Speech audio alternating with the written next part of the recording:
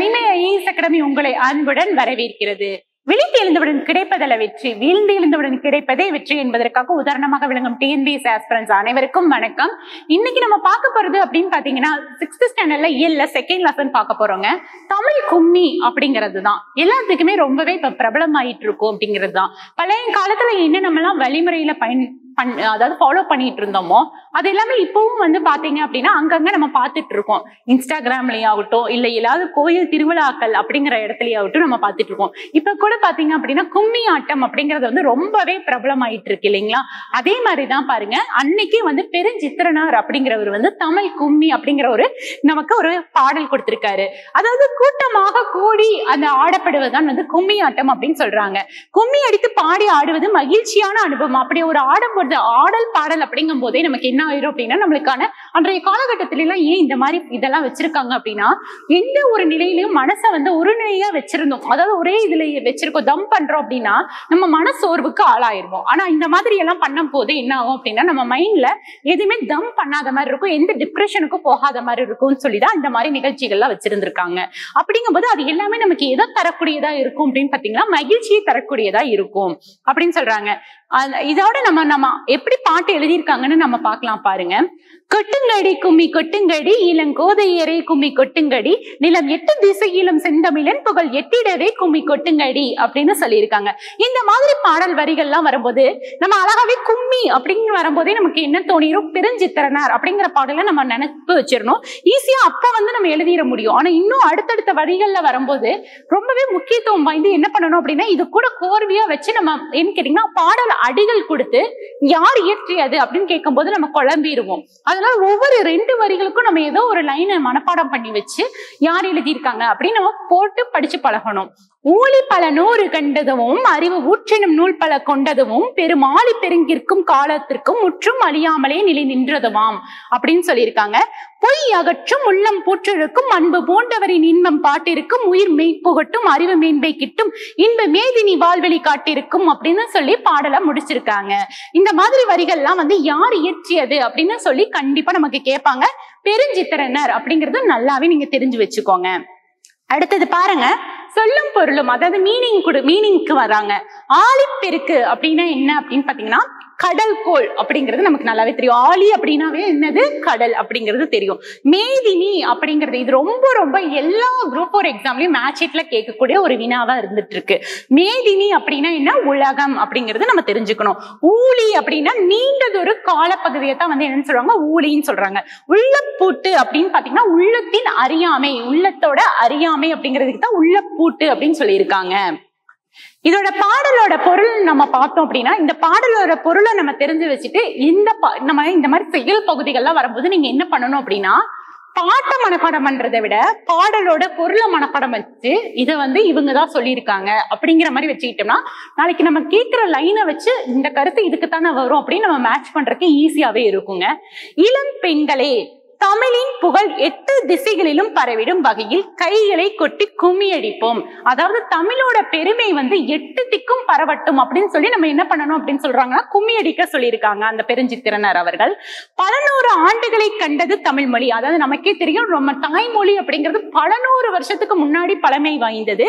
அறிவு ஊற்றாகிய நூல் பலவற்றை கொண்ட மொழி பெரும் கடல் சீற்றங்களாலும், அதாவது எத்தனையோ கடல் சீற்றங்கள் வந்திருக்கு, இயற்கை பேரழிவுகள் வந்திருக்கு, கால மாற்றங்கள் வந்திருக்கு. ஆனா இது எதுனாலையும் தமிழ் மொழியை அழிக்கவே முடியாது அப்படின்னு சொல்லியிருக்காங்க.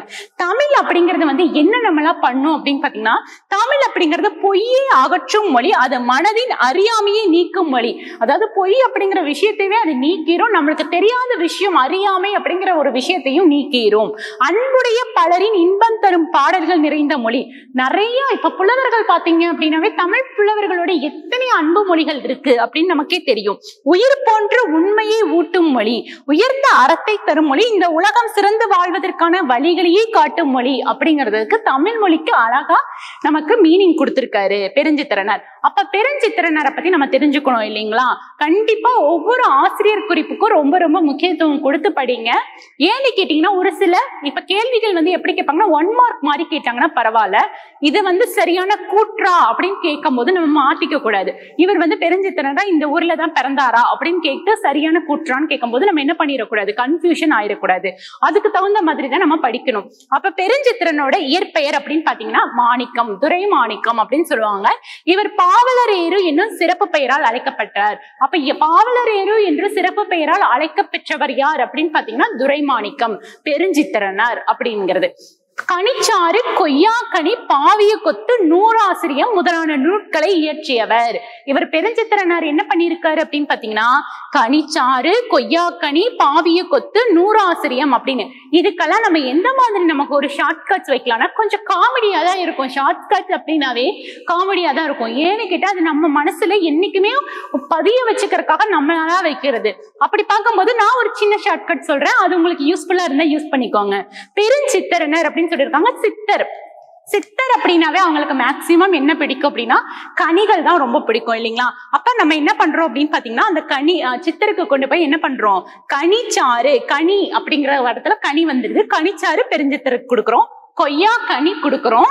அதுவும் இல்லாம அது கொய்யாக்கனி எப்படி கேட்கிறாரு, கொத்து கொத்தா கொண்டு வாங்கன்னு சொல்றாரு. அதனால பாவிய கொத்து, நூறாசிரியம். எனக்கு இதெல்லாம் பத்தாது, கொத்து கொத்தா கொண்டு வந்தீங்கன்னா மட்டும் பத்துமா, 100 அப்படி 100 கொண்டு வாங்க அப்படின்னு சொல்லுவாங்க இல்லைங்களா இந்த சின்ன குழந்தைங்களா, அந்த மாதிரி 100 இனிமேல் மறக்கிறதுக்கு வாய்ப்பு இருக்குங்களா? பெருஞ்சித்திரனர் அப்படின்னாலே சித்தருக்கு கனி பிடிக்குது, காய் பிடிக்குது, அதோட அதையே கொத்து கொத்தா கேட்கிறாங்க, 100 கேட்கிறாங்க அப்படிங்கிற மாதிரி ஒரு சின்னதா ஷார்ட் கட் சொல்லியிருக்கேன். உங்களுக்கு யூஸ்ஃபுல்லா இருந்தா யூஸ் பண்ணிக்கோங்க. அத மாதிரி நமக்கு பெருஞ்சித்திரனுடைய நூட்கள் இருக்கு. இது இல்லாம தேன்மொழி, தமிழ் சிட்டு, தமிழ் நிலம். இத பாருங்க, இந்த நிறைய டைம்ல குரூப் 4ல கேட்டிருக்காங்க. இந்த 3 இது கொடுத்து வேற ஏதாவது கொடுத்திருப்பாங்க. பாரதியாரோட நாளிதழ கொடுத்துட்டு நமக்கு இதுல இல்லாதது எது அப்படின்னு கேட்கறதுக்கான வாய்ப்புகள் இருக்கு. அப்ப தேன்மொழி, தமிழ் சிட்டு, தமிழ் நிலம் இதெல்லாம் யாருடையது அப்படின்னு பாத்தீங்கன்னா பெருஞ்சித்திரனர் அவர்களுடையது. இந்த இதெல்லாம் எது அப்படின்னு பாத்தீங்கன்னா இதழ்கள். நல்லா கவனமா எடுத்துக்கோங்க. ஏன்னா நமக்கு அந்த நூட்கள்ல இருந்து கூட நமக்கு என்ன பண்ணுவாங்க அப்படின்னா இதழ்கள்ல கொடுத்துட்டு கேட்கும் போது 4மே பெருஞ்சித்திரனர் தானே அப்படின்னு சொல்லி நம்ம மாத்தக்கூடிய வாய்ப்பு இருக்கு. அதனால இதெல்லாம் கொஞ்சம் கவனமா படிக்க வேண்டிய இடங்கள். தனித்தமிழையும் தமிழுணர்வையும் பரப்பிய பாவலர் அப்படியா இருக்காரு. இப்பாடல், இந்த பாடல் எந்த இதுல இருந்து வந்திருக்கு, இந்த கும்மி பாட்டு அப்படிங்கிறது எந்த இதுல இருந்து வந்திருக்கு அப்படின்னு பாத்தீங்கன்னா கனிச்சாறு அப்படிங்கறதுல இருந்துதான் நமக்கு இடம் பெற்றிருக்கு. இந்த நூல்ல எத்தனை தொகுதிகள், இதுவும் கவனமா பாருங்க. இதெல்லாம் நம்ம என்ன நினைச்சிருப்போம், படிக்கிறப்ப கவனம் கொடுத்து படிக்க மாட்டோம். இந்த கனிச்சாறு அப்படிங்கிறது எத்தனை தொகுதிகளா இருக்கு அப்படின்னு பாத்தீங்கன்னா வெளிவந்துச்சு அப்படின்னா 8 தொகுதிகளாக வெளிவந்தது. இதுவும் ஒரு குரூப் 4ல கேட்ட கொஸ்டின் தாங்க. 8 தொகுதிகளாக வெளிவந்தது. அப்ப தமிழுணர்வு நிறைந்த பாடல்களை கொண்டதாக இந்த கனிச்சாறு பகுதியில கும்மிப்பாட்டு இருந்திருக்கு. இந்த மாதிரி சொல்லியிருக்காங்க. அடுத்தது பாருங்க, இதுலயே இன்னொருத்தருடைய பாடல் வரிகளையும் நமக்கு கொடுத்திருக்காங்க. அது யார் எழுதியிருக்காங்கன்னு கேட்கறதுக்கும் வாய்ப்பு இருக்கு. மண் தோன்றி மலை தோன்றி மலைகள் தோன்றி உன் தோன்றி உயிர் தோன்றி உணர்வு தோன்றி ஒளி தோன்றி ஒளி தோன்றி வாழ்ந்த அந்நாள் தேன் தோன்றியது போல மக்கள் நாவில் சிந்தமிலே நீ தோன்றி வளர்ந்தாய் வாலி அப்படின்னு சொல்லியிருக்காங்க. இது யாருடைய கூற்று அப்படின்னு, யாருடைய பாடல் வரிகள் அப்படின்னு பாத்தீங்கன்னா வாணிதாசன் அவர்களுடைய பாடல் வரிகளா அமைஞ்சிருக்குங்க. இந்த மாதிரி தாங்க நமக்கு பாருங்க ஒவ்வொரு கொஸ்டினும் இந்த 8 திசை. இப்ப என்ன பண்ணணும் அப்படின்னு பாத்தீங்கன்னா இந்த மாதிரி படிச்சு முடிச்சதுக்கு அப்புறமா இந்த மாதிரி கொஸ்டின்ஸ் நீங்க அடிச்சு பார்க்கணும். அப்பதான் நம்ம என்னென்ன தப்பு பண்ணிருக்கோம் அப்படிங்கறதெல்லாம் நமக்கே தெரியும். இந்த மாதிரி தாங்க அடுத்தடுத்த உங்களுக்கு ஒவ்வொரு வீடியோவும் குரூப் 4க்கும் சரி டிஎன்பிஎஸ்சி படிக்கிறவங்களுக்கு கண்டிப்பா யூஸ்ஃபுல்லா இருக்கும் அப்படிங்கறத நாங்க நம்புறோம். இன்னும் நீங்க படிச்சுட்டு இருக்கீங்க, ஓகே நான் இனிமேல் தான் படிக்க போறேன், எனக்கு ஏதாவது கிளாஸ் இருந்தா பெட்டரா இருக்கும் அப்படின்னு நான் நினைக்கிறேன், எனக்கு ஏதாவது ஆன்லைன் கிளாஸ் அவைலபிளா இருக்காங்க மேம் அப்படின்னு கேட்டீங்கன்னா கண்டிப்பா வலிமை ஐஏஎஸ் அகாடமி ஆன்லைன் கிளாஸ் உங்களுக்காகவே நடத்தி கொடுக்குறோங்க. எப்படி நான் கவர் பண்ண முடியும், இன்னும் கொஞ்ச நாள் தான் இருக்கு எக்ஸாமுக்கு அப்படின்னு பாத்தீங்கன்னா ஆல்ரெடி நடந்த record class plus live class நடத்தி கொடுக்கறதுனால உங்களுக்கு எந்த கிளாஸும் நீங்க மிஸ் பண்ற மாதிரி வராது. லைவ் கிளாஸும் நீங்க மிஸ் பண்ணிட்டீங்க அப்படின்னாலும் ரெக்கார்ட் இருக்கனால நீங்க எப்ப வேணாலும் எஃபோர்ட் போட்டு பார்த்து எக்ஸாமுக்கு ப்ரிப்பேர் பண்ண முடியும். டெஸ்ட் பொறுத்தளவுக்கு எங்கேயுமே கொடுக்க முடியாது 85 டெஸ்ட் நாங்க கொடுக்குறோங்க. தமிழ்ல 35 டெஸ்ட், ஜிஎஸ்க்கு 50 டெஸ்ட், டோட்டலா 85 டெஸ்ட் வரைக்கும் உங்களுக்கு வருது. கிளாஸஸ் நோட்ஸ் அண்ட் மெட்டீரியல்ஸோட பிடிஎஃப்பும் கொடுத்துட்டு இருக்கோங்க. டோட்டலா பாத்தீங்க அப்படின்னா ஆன்லைன் கிளாஸ், டெஸ்ட், மெட்டீரியல்ஸ் எல்லாம் சேர்ந்து ஃபீஸ் ஸ்ட்ரக்சர் அப்படிங்கிறது எல்லாத்தாலும் கொடுக்கக்கூடிய ஒரு எளிமையான ஃபீஸ் ஸ்ட்ரக்சர் தான் ஃபிக்ஸ் பண்ணியிருக்கோம். டெஸ்ட் பேட்ச் நம்மள்ட்ட போயிட்டு இருக்குங்க. டெஸ்ட் பேட்சை பொறுத்தளவுக்கு 85 டெஸ்ட்டுக்கே பாத்தீங்க அப்படின்னா 1000 rupees தான் உங்களுக்கு நாங்க கொடுத்துருக்கோம். அது இல்லாம தமிழ் டெஸ்ட் மட்டும் நான் ஜிஎஸ்ல ஸ்ட்ராங் தான், தமிழ் தான் எனக்கு கொஞ்சம் இதா இருக்கு, தமிழ் டெஸ்ட் மட்டும் எனக்கு வேணும் அப்படின்னா 500 ரூபாய் மட்டும் தான் ஃபீஸ் ஃபிக்ஸ் பண்ணிருக்கோம். இன்னும் ஏன் வெயிட் பண்ணிட்டு இருக்கீங்க? கீழே டிஸ்கிரிப்ஷன் பாக்ஸ்ல கான்டாக்ட் டீடைல்ஸ் இருக்கு, கான்டாக்ட் பண்ணி அட்மிஷன் பண்ணிக்கோங்க. கண்டிப்பா இன்னைக்கு பார்த்த வீடியோ உங்களுக்கு கண்டிப்பா யூஸ்ஃபுல்லா இருந்திருக்கும் அப்படிங்கறத நான் நம்புறேன். மற்றொரு வீடியோல கண்டிப்பா சந்திப்போங்க. எங்களுக்கு நீங்க சப்போர்ட் பண்ணும் விதமாக நீங்க கீழே சப்ஸ்கிரைப் பண்ணிக்கோங்க, லைக் பண்ணுங்க, ஷேர் பண்ணுங்க. நன்றி, வணக்கம்.